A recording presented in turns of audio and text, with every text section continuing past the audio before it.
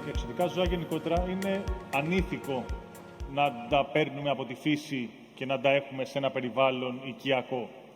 Μπορεί από τον νόμο να επιτρέπεται, σίγουρα όμως ένα παραεμπόριο και ένας βασανισμός, μια ταλαιπωρία μεγάλη των ζώων υφίσταται.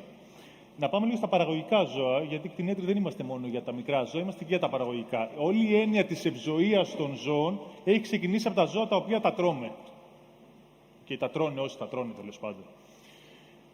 Και τα ζώα αυτά, επειδή ζουν μια ζωή με σκοπό να σκοτωθούν. Θα μου πείτε, όλοι ζουν μια ζωή με σκοπό να πεθάνουμε. Δεν υπάρχει κάτι άλλο σίγουρο. Αυτά τα ζώα όμως ζουν σε ένα περιβάλλον στο οποίο εμείς καθορίζουμε τις συνθήκες ζωής 100%.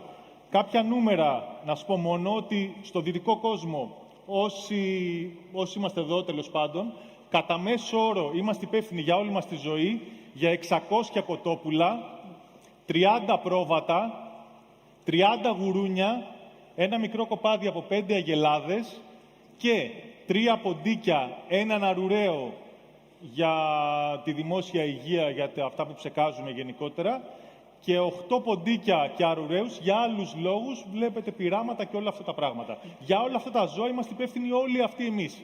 Μπορεί να μην τα έχουμε στο σπίτι μας, στο κρεβάτι μας, στον καναπέ μας, αλλά για τι ζωή θα ζήσουν ευθυνόμαστε εμείς.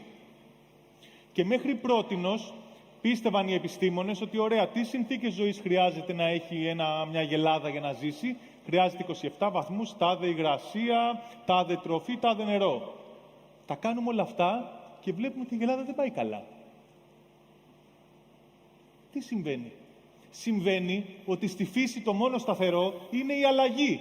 Το ότι να βάζεις τα ζώα σε ένα περιβάλλον στο οποίο είναι όλα σταθερά 100%, αυτό το πράγμα δεν είναι ζωή.